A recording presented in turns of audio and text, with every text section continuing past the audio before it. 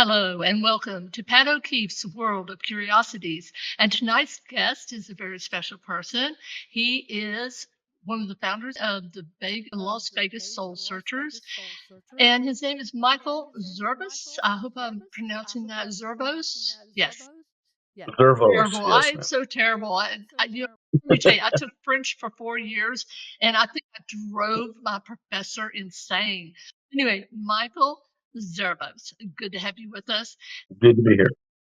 Good to have you. Michael has served in the U.S. Marine Corps. He's been in corporate security, and his longest, what I call muggle job, was 18 years as a deputy for the Stanislaus County Sheriff's Department. 18 years. So thank you for your service. Thank you, ma'am. Appreciate it. And one of the other things he's done, he's actually been an employee for Zach Bagans' Haunted Museum in Vegas. Tell us about your experience there. Well, my main job, I was security, so I ran the lots and made sure people got checked in and make sure everything was square. But uh, I've been there. I've actually investigated it on flashlight tours for 3 times, and all 3 times I've had experiences inside the museum. And the one of them I can think of, I had my son with me, and when you're in there, the rooms are all dark. So we walked into this room and we had the spirit box going, and we were asking questions, and clear as day across the spirit box with an accent, you hear Gacy, just like that, Gacy. And I look at my son, I go, did that just say Gacy? And he turns on his flashlight and he goes, turn around, Dad. I turned around and my back was right in front of the John Wayne Gacy display. Oh my gosh. So that kind of freaked me out a little bit. Were you looking around to see if somebody was in the room? Well, it was dark, and when they won't let you have any kind of cameras or anything in there. You can have uh, devices that don't record, so we didn't see anything. It was really dark, and that's why I didn't know where I was standing until you turned on the light and told me to turn around. So that was one of the experiences down by the Lugosi mirror in the basement. I was standing there, and we were with a group I was with, and something felt like it hit me in the chest, and I just kind of fell back into the wall. So I was going to say, do people often have experiences at the Bela Lugosi mirror? some I can tell you that a lot of people come out of their tours feeling sick and nauseous and have to come out and sit down and get air, and we provide them water and stuff. So it's pretty much the whole place. It's different areas, and people have different experiences in different areas. Like my son got scratched. He's got a tattoo of a cross tattooed on his back, and he felt burning, and we walked out and he lifted up his shirt and he had 3 faint scratches going right down the middle of the cross from the demon house.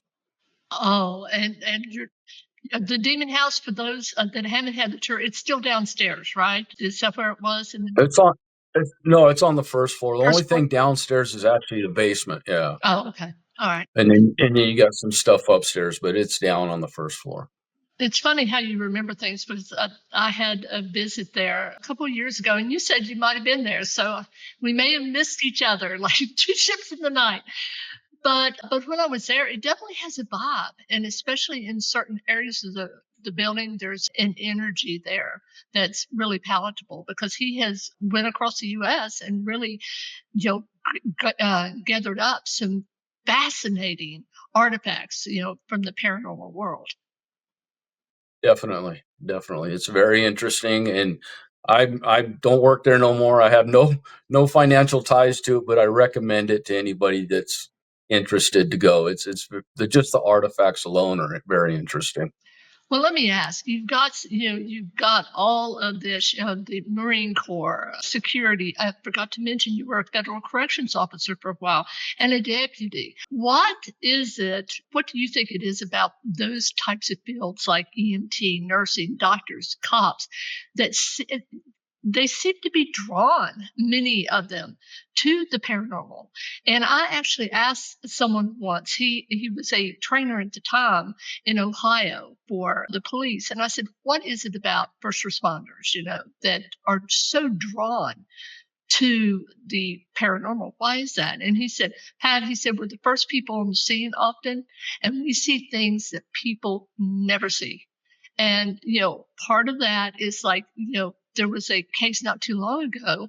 A woman had ran off the road and she had her child with her. And when they got there, they couldn't find the vehicle. A wreck had been reported, but they couldn't find the vehicles. They knew it was there. And then started hearing the woman screaming, right? And they followed the voice. And when they got there, now these are the first responders, the woman was already dead, had been dead. And they really do think that she was trying to save the life of her child. So do you think that have you had any experiences like that, or have you heard of any from your colleagues? I personally, working in the jails and stuff, like he said, I've seen a lot of stuff that people don't want to see.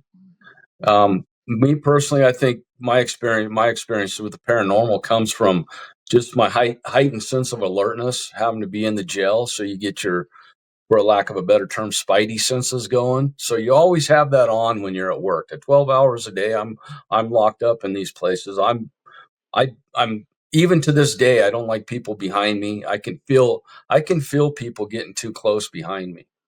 Yeah. And I think I think I like I said, I don't know. I'm very, very susceptible to emotions. I can feel emotions like I've sat in a chair before in the Silver Queen in Nevada, my friend Kelly's room, sitting in a chair just after smoking and joking. And all of a sudden I'm sitting there in a daze and I just start crying for no reason because a sense of sadness just overwhelmed me. And I've had those kind of experiences a lot of times. So I can't explain it. Some people say maybe you're an empath. I'm not sure what empath means. All I can say is I'm very sensitive to some emotions. And did it come from my job and my senses being in work and locked up? I don't know. It's a possibility.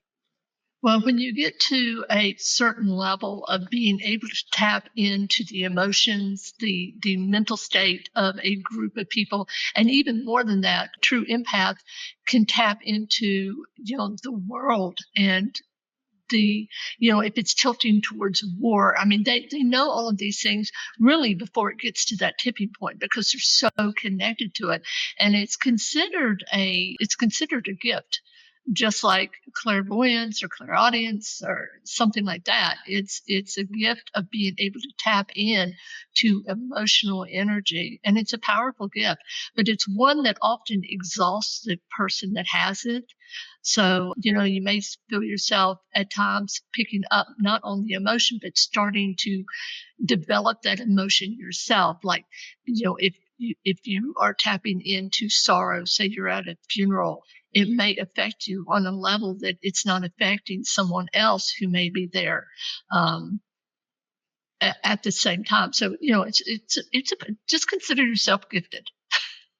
Well, I don't know what it is, but I do feel a lot of emotions, and I do feel things that some people don't feel, or a lot of people don't feel when we're in these investigations.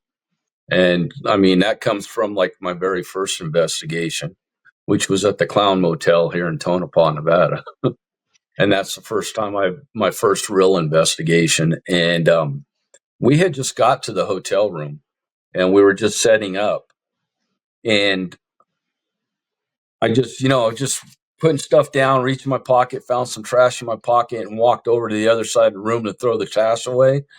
And then all of a sudden, when I got through the trash can, it just felt like I walked through some kind of energy.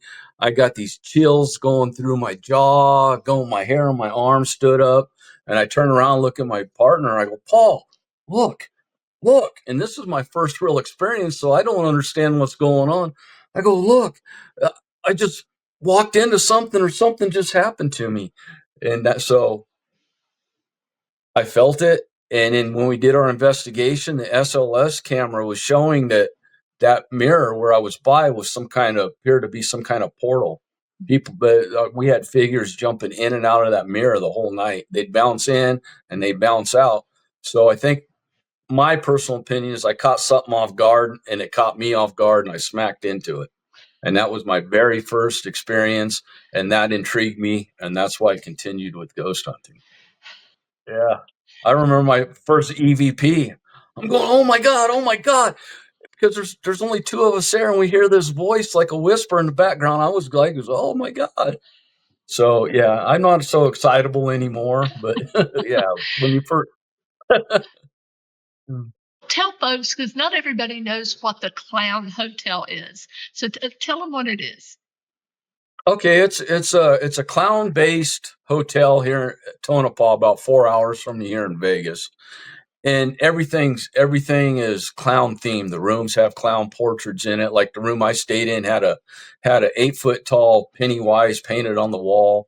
You go into the lobby, and people from all over the world send in clowns. The whole lobby is just clowns, and then there's an old cemetery right next to it. You can walk from the lobby to the cemetery like 10 feet, and people say it's very, very haunted. I've had a lot of activity there every time I go, and I do stay the night there. I've been there 3 times, and I've stayed the night all 3 times. So it's a haunted clown hotel. So those of you who have a true phobia of clowns, never book here unless you really want to have an experience. Bother me, but some people, yeah, that if you got a clown phobia, don't go there. It's nothing but clowns. That's Zia is saying very spooky, and that is true, is it not? If you don't like clowns, it can be, yes.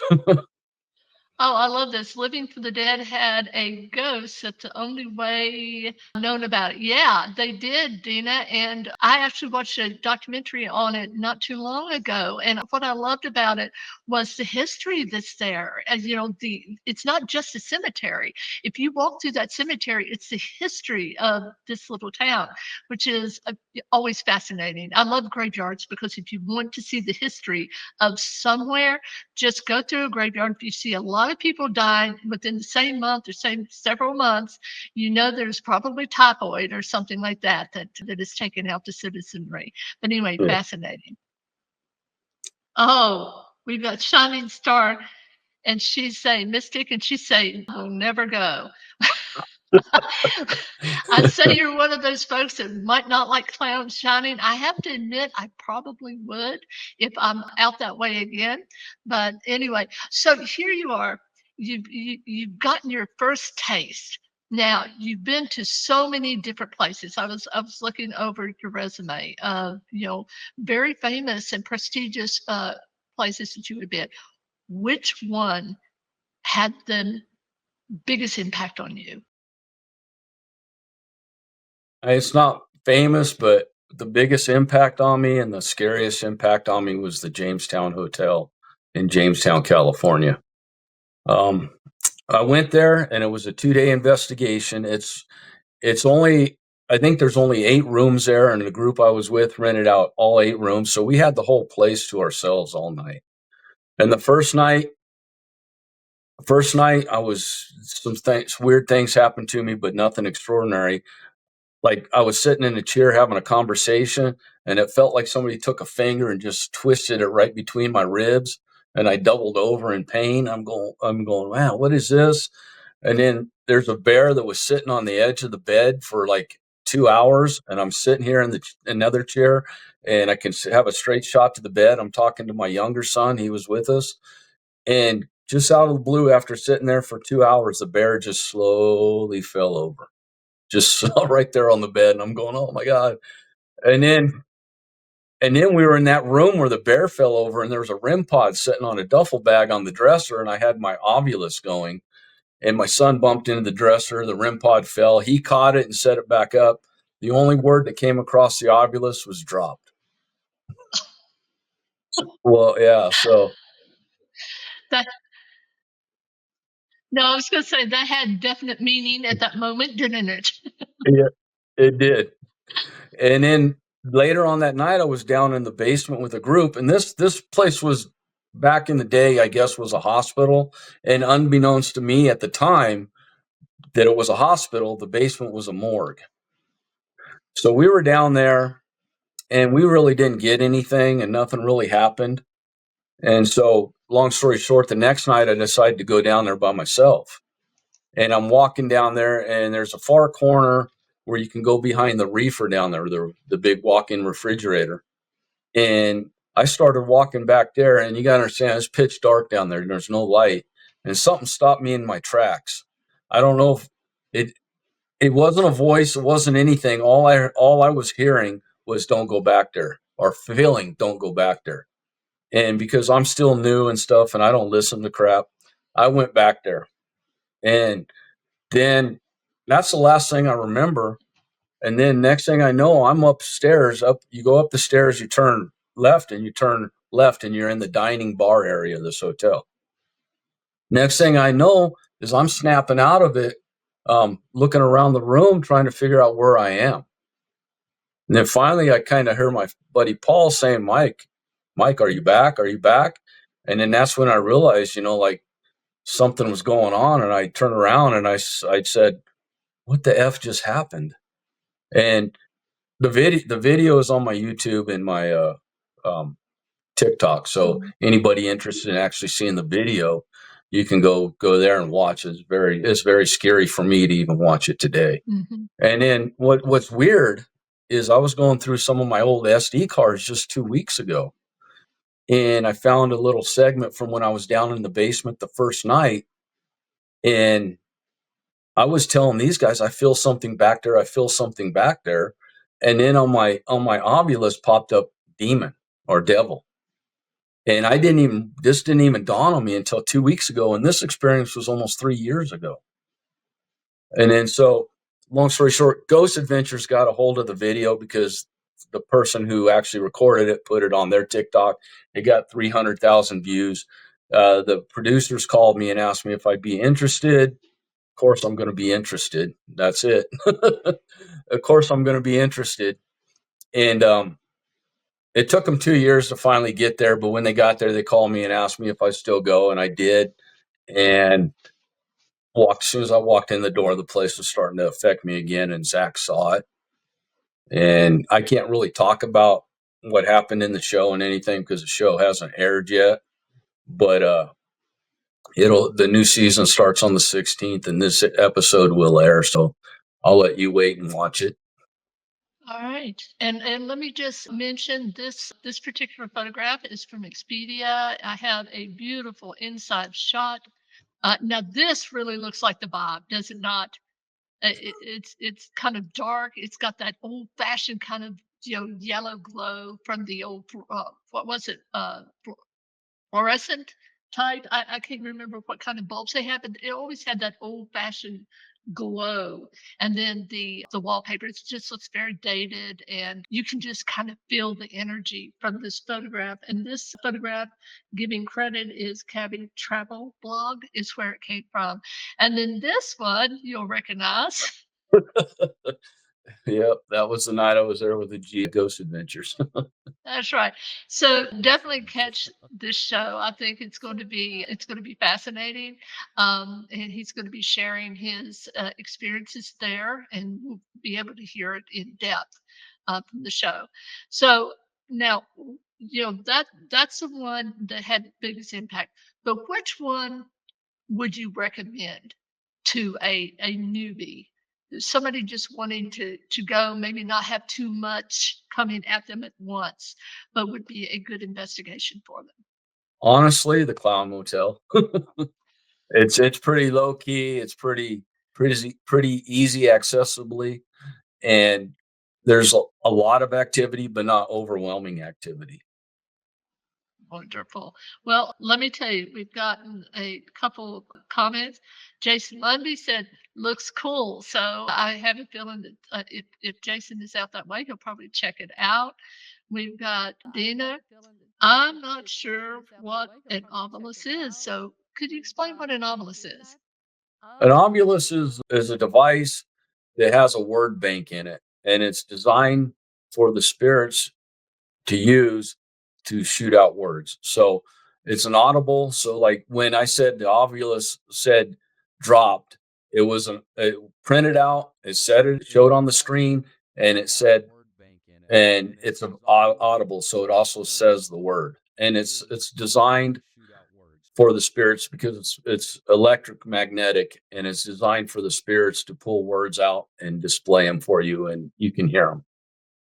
And just speaking from somebody who's been in on investigations with this, it can really rock your world. Like I watched one time an investigation, and you actually heard a gunshot, and that's exactly how the person was murdered in that room, which was fascinating to witness.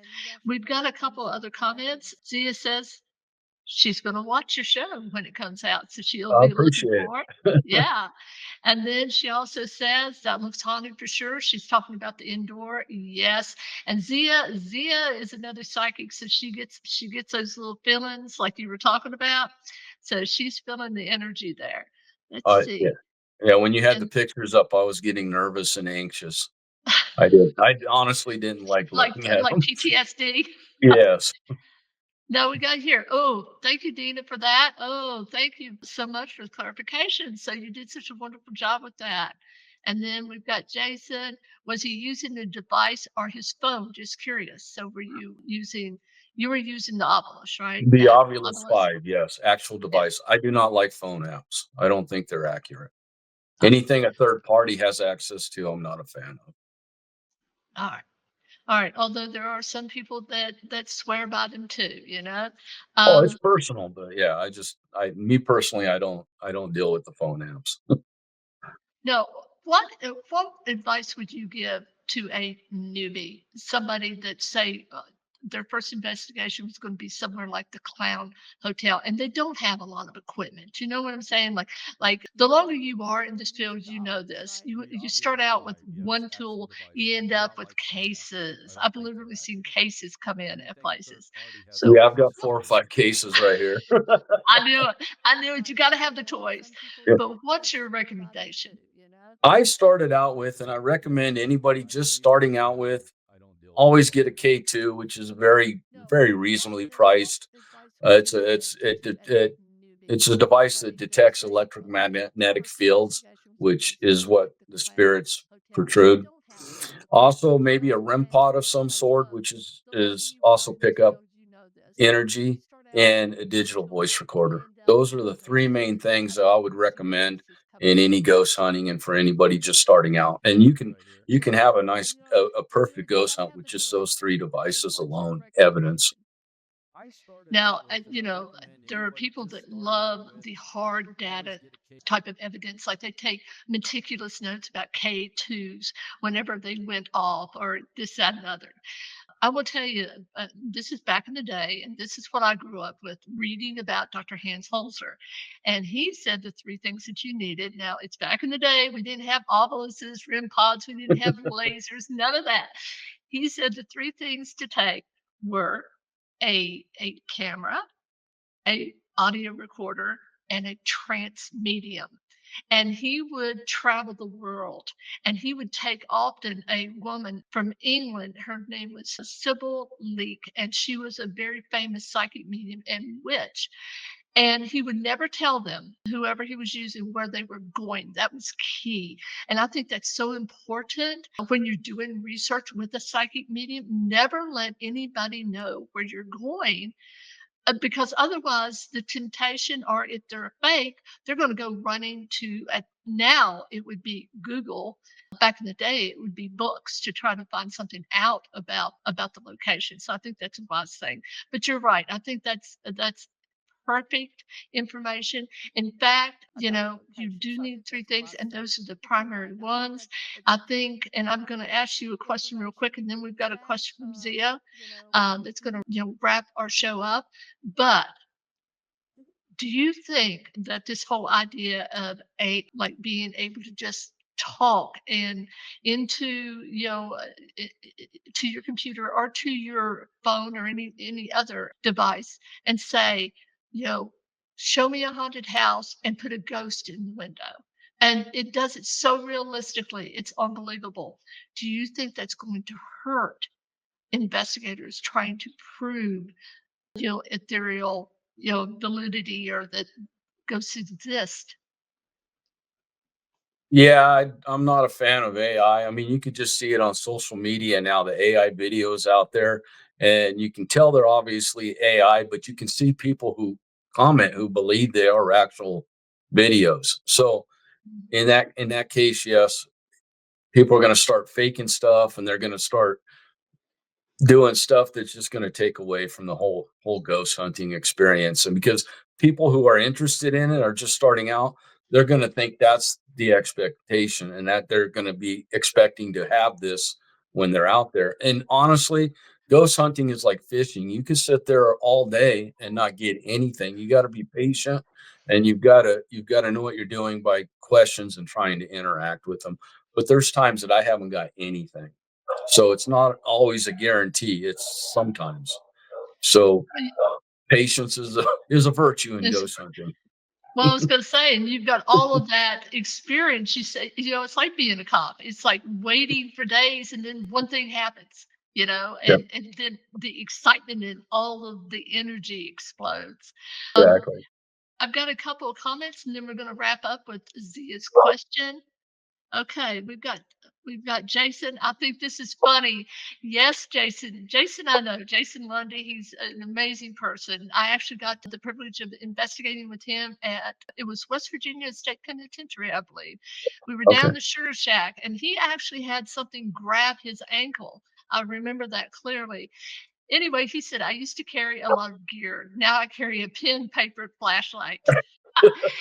Yes, Jason, we're all getting older. It's like me as a photographer. I used to drag everything with me. Now I try to take as little as I can with me. And we've got Dina, yes, Sybil Lee, yes, she was one of the first. In fact, she may have been the first witch out of the broom closet when they overturned, I believe, in 1951, the Witchcraft Act in England. So it's wonderful that some of us remember this woman and the fact that remember she had a jackdaw, which is a like a blackbird that would ride on her shoulder around town. And here is its questions. Let me make sure I haven't missed anybody. And here we go. You might have already said this, but what would you say is the wildest thing you have seen? Like, have you seen a full bodied spirit? When I investigated the Goldfield Hotel with Nick Groff, actually saw a shadow figure. Looked like he poked his head around the corner and was looking at us down the hallway. And then as soon as everybody turned and somebody said something, you see the shadow shoot right back into the room. So yes, I've seen shadow figures. All right. Now, let me ask, how can people, especially local people in the Las Vegas area, if they have, say, a private residence where you've had some trouble, or they've had some trouble and they want somebody to come in, how do they get in touch with you? This is all my information right here on this card. So if you need to get a hold of me for anything, and I do individual residents, right there, all the information is here. So I got TikTok, I got my cell phones on here, my Facebook's on here. So best way. They are on Facebook and it's Las Vegas Soul Searchers. So, look them up and, I've had such a pleasant time. Thank you for your wisdom and your knowledge and sharing your adventures as a paranormal investigator. I appreciate being here, and I appreciate you giving me the opportunity to be here and talk about it. We got a compliment from Jason. Thank you. Thank you so much. All right. And with that, we're going to wrap up. Thank you for being with us tonight. We appreciate your company because without that, it's a very lonely place. And so until next time, stay curious.